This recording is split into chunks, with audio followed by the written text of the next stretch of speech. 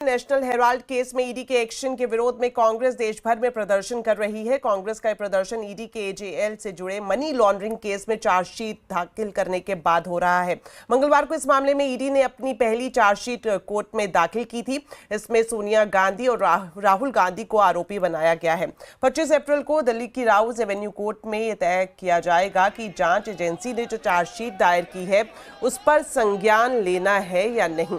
दिल्ली में कांग्रेस कार्यकर्ताओं ने ईडी एक्शन के विरोध में धरना प्रदर्शन किया। इस वक्त आप तस्वीरें देख रहे हैं। ना सिर्फ राजधानी दिल्ली बल्कि देश के अलग अलग हिस्सों में कांग्रेस ने आज धरना प्रदर्शन किया। और आपको बता दें, कांग्रेस के प्रदर्शन के दौरान पुलिस ने कई कार्यकर्ताओं को हिरासत में भी लिया। तो नेशनल हेराल्ड केस में ईडी की चार्जशीट के विरोध में पूरी कांग्रेस सड़क पर उतर आई है। वहीं बीजेपी ने भी कांग्रेस के इस प्रदर्शन पर जमकर निशाना साधा है।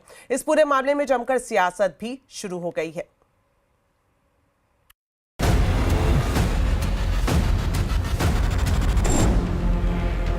कानूनी शिकंजा कसने लगा तो नई सियासी टेंशन शुरू हो गई, क्योंकि इन्फोर्समेंट डायरेक्टरेट यानी ईडी ने कांग्रेस के सबसे बड़े नेताओं के नाम अपनी चार्जशीट में दर्ज कर दिए हैं। नेशनल हेराल्ड केस में तफ्तीश कर रही जांच एजेंसी की पहली चार्जशीट में जो 7 आरोपी बनाए गए हैं, उनमें सबसे ऊपर सोनिया गांधी और राहुल गांधी का नाम है। फिर सुमन दुबे, सैम पित्रोदा, सुनील भंडारी, यंग इंडिया कंपनी और डॉटेक्स मर्चेंटाइज कंपनी को आरोपी बनाया गया है। 2014 में दिल्ली की सत्ता पर बीजेपी के काबिज होने के बाद से ही नेशनल हेराल्ड केस की जांच ने रफ्तार पकड़ी थी और अब चार्जशीट बताती है कि 2010 में एजेएल की 2000 करोड़ की संपत्तियों को हड़पने की साजिश की गई और इसके लिए एजेएल के 99% शेयर सिर्फ 50 लाख रुपए में यंग इंडिया को ट्रांसफर किए गए। जांच में यह भी पता चला कि यंग इंडिया कंपनी कोई चैरिटेबल काम नहीं करती है और 2017 में यंग इंडिया कंपनी ने 414 करोड़ रुपए की टैक्स चोरी भी की।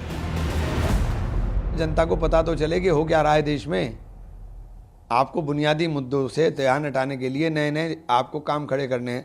19 लाख करोड़ रुपया देश के निवेशकों का डूब गया है पिछले 1 महीने के अंदर, और आपके कान पे जूं नहीं रेंगती। क्या सवाल पूछते हैं ये लोग, परिवार के लोग? भ्रष्टाचार का इनका पूरा आचरण, शेयर की हेराफेरी करो, संपत्ति बनाओ, और ये सारी संपत्ति सरकार के द्वारा दी हुई। ईडी के इल्जामों का जाल गांधी परिवार के इर्द गिर्द ही घूमता है, क्योंकि चार्जशीट में कांग्रेस के दोनों पूर्व अध्यक्ष सोनिया गांधी और राहुल गांधी की भूमिका पर बेहद गंभीर सवाल उठाए गए हैं। चार्जशीट के मुताबिक यंग इंडिया कंपनी में सोनिया और राहुल गांधी की 76% हिस्सेदारी थी, जबकि 24% शेयर मोतीलाल वोहरा और ऑस्कर फर्नांडिस के पास थे। एआईसीसी ने एजेएल को पहले 90 करोड़ 21 लाख रुपए का लोन दिया था, जिसे बाद में 9 करोड़ 2 लाख शेयरों में बदलकर यंग इंडिया के सुपुर्द कर दिया। ये सिर्फ और सिर्फ सोनिया गांधी जी और राहुल गांधी जी को टारगेट करने का काम किया है, और ईडी एक ऐसा वेपन बन गई है, ऐसा हथियार बन गई है केंद्र सरकार के पास कि चाहे किसी को आप टारगेट कर दीजिए। ईडी का कन्विक्शन रेट क्या है?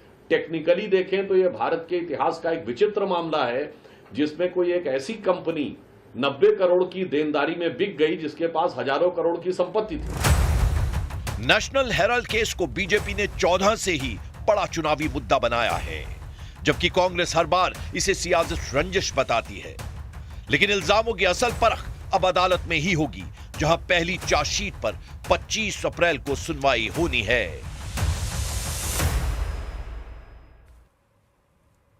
वहीं दूसरी तरफ समाजवादी पार्टी के अध्यक्ष अखिलेश यादव ने ईडी को ही खत्म करने की मांग कर दी है। अखिलेश यादव के मुताबिक आज ईडी की कोई जरूरत नहीं है, क्योंकि आर्थिक अपराध देखने के लिए कई और भी संस्थाएं मौजूद हैं।